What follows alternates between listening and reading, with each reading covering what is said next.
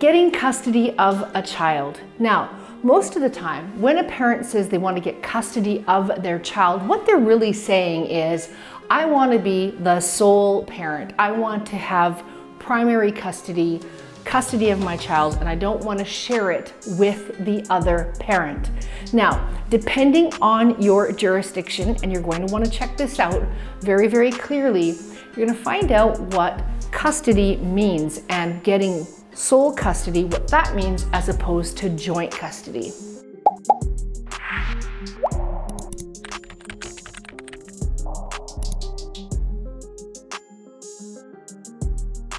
So again, when you check this out in your jurisdiction, you're going to want to have a very clear understanding of what custody means.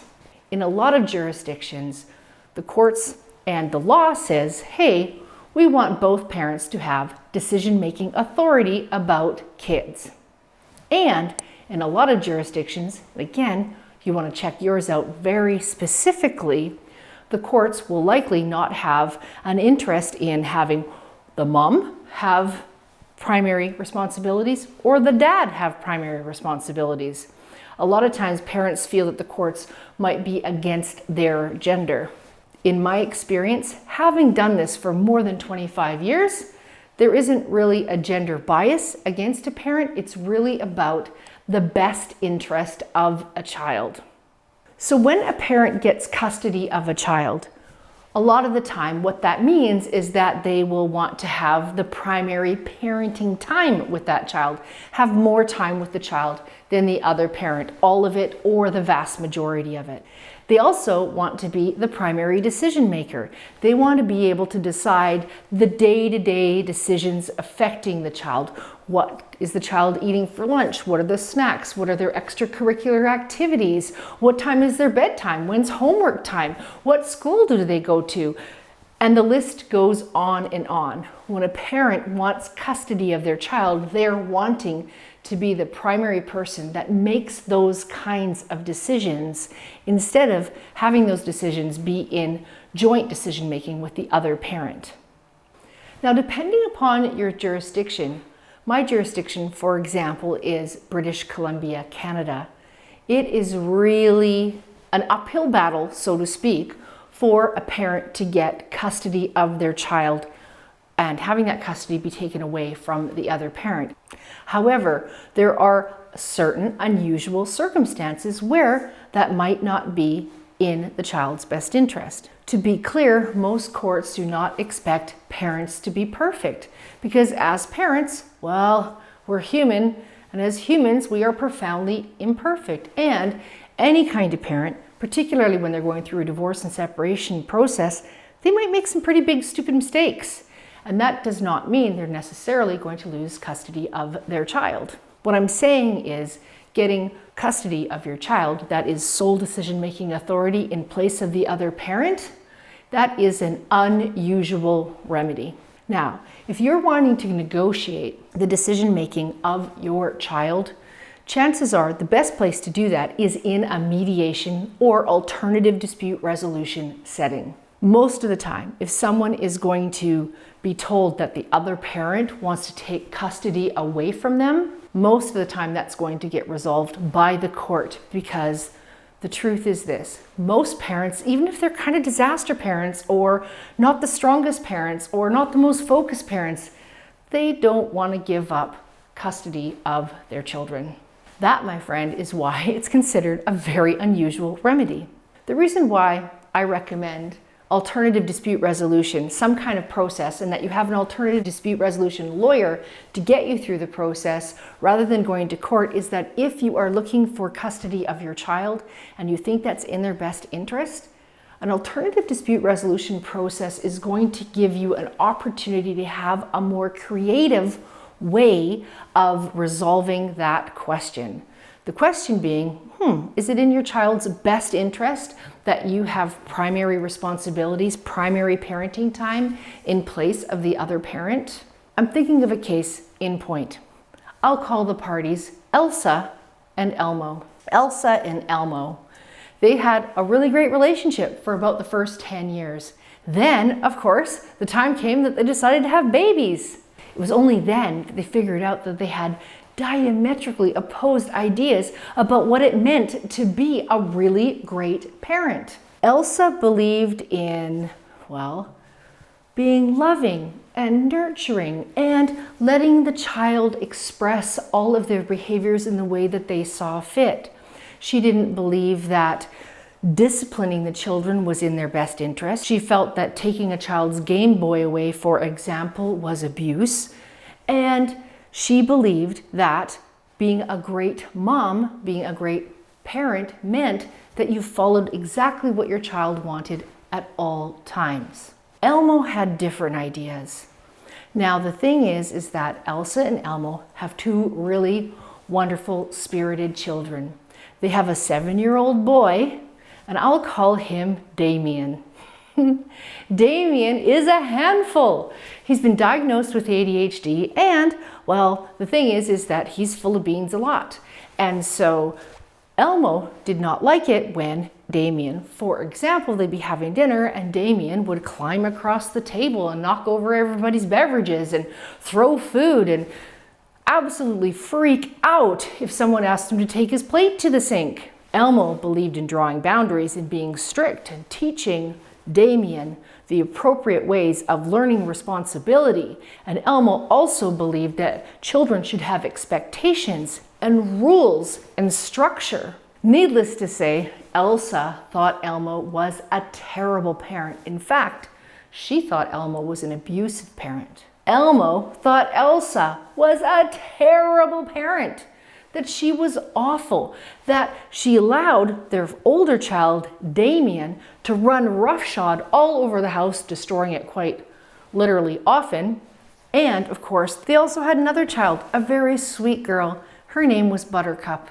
And Buttercup was the kind of girl who sat nicely, had tea parties with her dollies, if Damien didn't destroy the dollies, and listened, went to bed when she was told, took her plate to the sink when she was told, had nice manners at the table. Well, Elmo just thought it was terrible because Damien was running roughshod all over the house, and little Buttercup was always having to experience her brother's rather aggressive behavior. And also, again, he thought Elsa was a terrible mother for not controlling Damien. If you like what you see here, hit that like button and hit the subscribe button so you will be kept apprised of every time I release a new video. And last but not least, if you want to leave a comment, be sure to do so because I will always respond. And that little Buttercup wasn't able to have the peaceful childhood she deserved because of Damien's behavior. Elsa, on the other hand, thought that Elmo was completely overreacting and that little Buttercup was just fine. And it was just because of Damien's ADHD diagnosis that caused him to have some behavioral challenges. The point being is this family only agreed on two things. One thing they agreed on was that Elsa loved the children very much. In fact, Elsa couldn't stand Elmo's parenting style so much, she didn't even believe that Elmo loved the children. The other thing they could agree on was that little Damien was a spirited child and, not the most easygoing kid. The point being is that if these parties had engaged in a traditional courtroom type battle, they would have spent a lot of time saying really bad things about each other at huge expense because they just didn't see parenting in the same way. In fact, Elsa felt that Elmo should only have very limited contact with the children in case he abused them.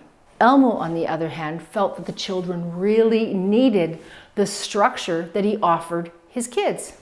In fact, he offered the kids other kinds of structure, like how to learn science projects, and he taught them how to code computers at a really young age, which could be really great for a kid. The fact is, looking from the outside in, at least what I thought, and the other lawyer thought, that's I was acting for Elmo, the other lawyer was acting for Elsa, was wow, these kids have two parents that love them a lot, and they actually both have really interesting things to give them. But wow, they do not see eye to eye on anything about what makes a great parent that is going to nurture their child's development in the best possible way.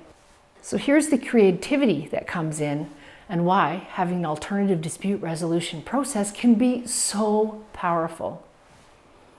Instead of going to court and having Elsa talk about all the terrible things Elmo did and Elmo talking about all the terrible things Elsa did, and some judge who's never met them or met their children trying to make some kind of decision that's going to work, the parties came up with a creative solution. Instead of going to that place, they decided to work with a parenting expert who was going to work with each of these parents to help them navigate what's a very challenging parenting situation, helping the two parents become aligned in their communication, but also giving each of them tips and strategies within their own homes about how to work with their children and nurture them and guide their ongoing development. Elsa was very anxious that the children were going to be abused in Elmo's care. Elmo was really worried that Elsa was going to try to take the children that he loved deeply away from him. We were able to sidestep that whole disaster and alleviate Elsa's fears because Elmo was going to be able to care for the children, but with the parenting expert working with him and seeing how the kids were doing.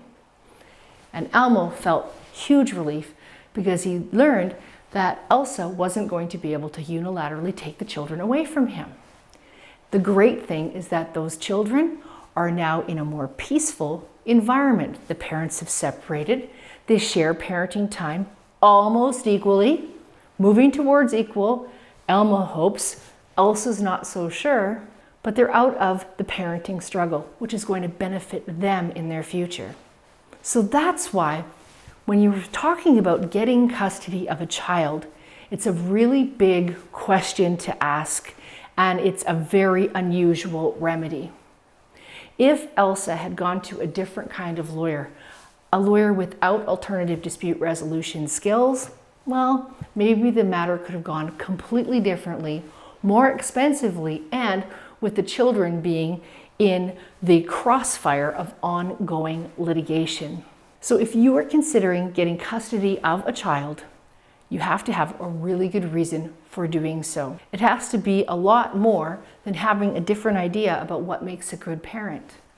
A lot of times when getting custody of a child, because it's an unusual remedy, it's because maybe the other parent is too high conflict that you can't get on with the job of parenting your kids or getting on with the job of raising them without being in a war zone. Sometimes you get custody of a child because the other parent isn't available. They live on the other side of the earth, or sadly they have a drug and alcohol challenge, so they're not able to effectively exercise the duties of being a parent. Or maybe they don't have the ability for either physically or mentally to raise a child. The point is this: if you're getting custody of a child, there has to be a really, really significant reason, at least in our jurisdiction. So you want to check out yours. So if you like what you see here, hit the like button, subscribe so you can be kept apprised of all my new content as soon as it's released. And if you want to know more, go to thebetterdivorceproject.com. That's thebetterdivorceproject.com. You'll find tons of treasures on that site, including the ability to sign up for the Better Divorce Project newsletter, where you will find helpful tips, strategies for helping you through your separation and divorce.